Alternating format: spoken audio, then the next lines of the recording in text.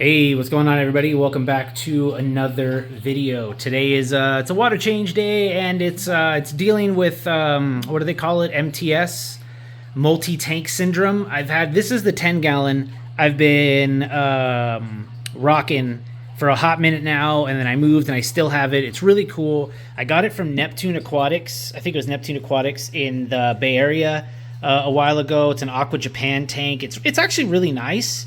Curved front glass. It's got nice compartments in the back here.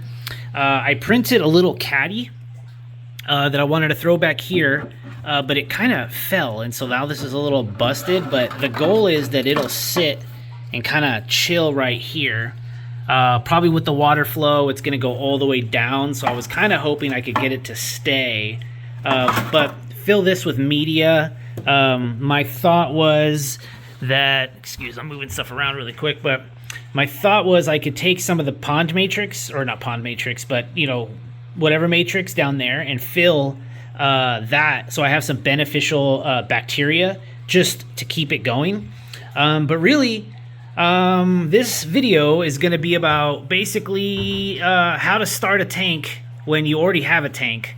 So if you've been following along, you know I've had a bunch of rubble down here and a nice piece of rock down here too. I don't know if the Aptasia has gotten eaten by the peppermints. I do know that I have Aptasia in my tank now, and I'm just gonna have to live with that.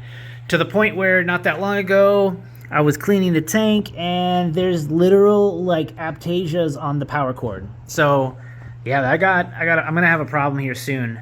But whatever, I'm just gonna deal with it. Everyone's probably super hungry right now, you can tell that. So when I was waiting for the light to come on, because I do have cyano now, a little bit here, a little bit back there, a little bit over there, like spots around the tank.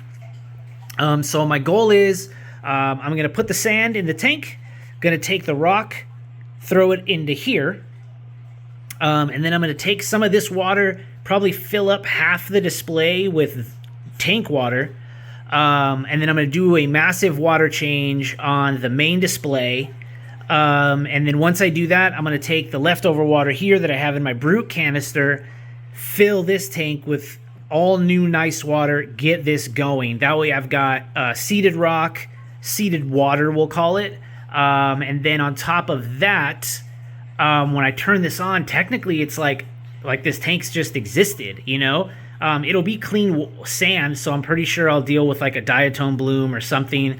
But then eventually I could literally take those peppermints, and I got a hermit down there, I got my starfish down there, and I got that clown, and I can literally just put it in this tank, and it's just like ready to go. Let's go, right?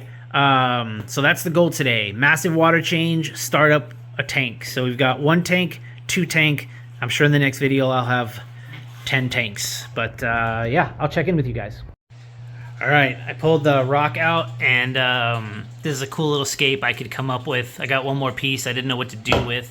If I had some super glue or putty, I would put it like right here at the top to bring it up, but that's all I got. I also printed a baby little PVC to lock line, and then I shrunk a tiny random flow generator.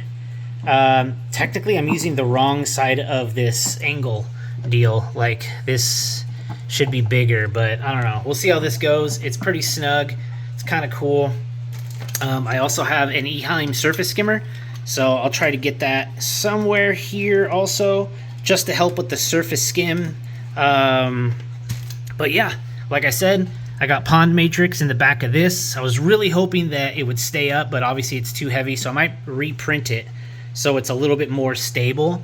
But it's full of pond matrix, so that should be fine for filtration, and then I can get a nice foam to put here, and then the water should just flow. So next thing I'm gonna do is just take the lid off this, pull water out of here, and just start putting it into this tank. Then it should be good, and then I can fill it with the premix. And then this is just like 10 gallons of water, but I'll do like 60% and then the rest of it with fresh, turn that on and just get it going, and then I'll finish this water change. And then, you know, we'll have an extra tank. All right, a little midway update. We've got half the display here with water from here. I've got half the display and the majority of the sump. This is about a 15-gallon water change on the whole situation. Just going to play it by ear. Get this in, get that, turn it back on, get it all mixed up. Temperature's about the same, salinity's a little bit different. It should blend. It should blend. You know, we'll be all right. Pretty sure. I did use a little hose and sort of like agitated the cyano in certain spots. I think I got a good chunk of cyano like back here though, which might be a pain later on, but I think getting the nutrients down, obviously getting the all the beneficial like magnesium, calcium, all that stuff back in the tank should be good. And then get the tank kind of started up again, you know? And then yeah, so I got the Scape in. I still have the what's it called? The clown in there. He hangs out underneath the cup, so it's going to be a pain. Maybe tomorrow or later today I can pull him. I don't know. We'll see how this goes. All right, we're back at it. We're back at it. Tank's all the way filled up, so that's awesome. Pulled everything out of the sump. Tried to clean it up. There's just a lot of detritus still on the bottom, but I'll get that next one. I'll do a big sump cleaning later. Skimmer's up. Probably need to clean the cup, but I could do that another time. I'm just leaving it right now. As you guys saw, I have markers on the side here. Like I have a mark like right here where it's like where the water sits, 5-gallon and 10-gallon. So I took about 10-ish water, 15 total because I filled up 3 Homer buckets, but 10 out of the tank, 5 out of the sump. And then I've got this going, and I already have the clown in there. He's loving life. I'm going to put the Kessel on the tank pretty soon here. My little return nozzle doing well. When I print the bigger one, I'll jam that one on. I got my Eheim surface skimmer just for some little added flow. As soon as this kicked on, the clown came out. I think there's not enough flow, so he doesn't really know what's going on. So I probably do need another little power head of some sort in this tank.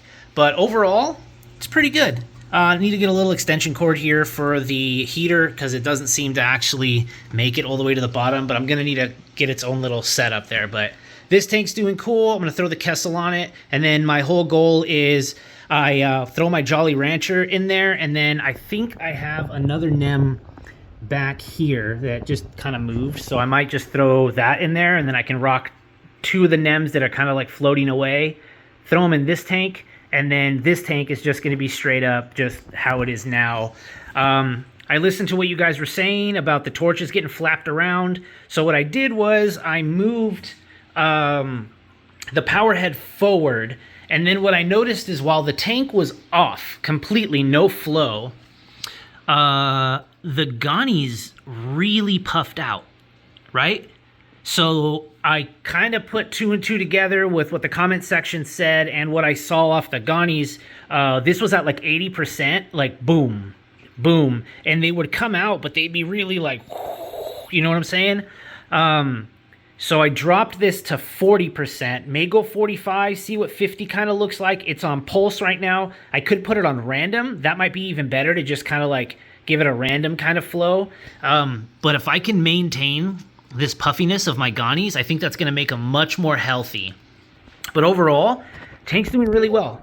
I'm really juiced about it. Everything's going really well. Probably clean the floss a little later. I need to figure out a way to really clean out the water. It just gets real nasty, and the filter floss isn't quite doing what I want it to do. I don't know. Story for another day.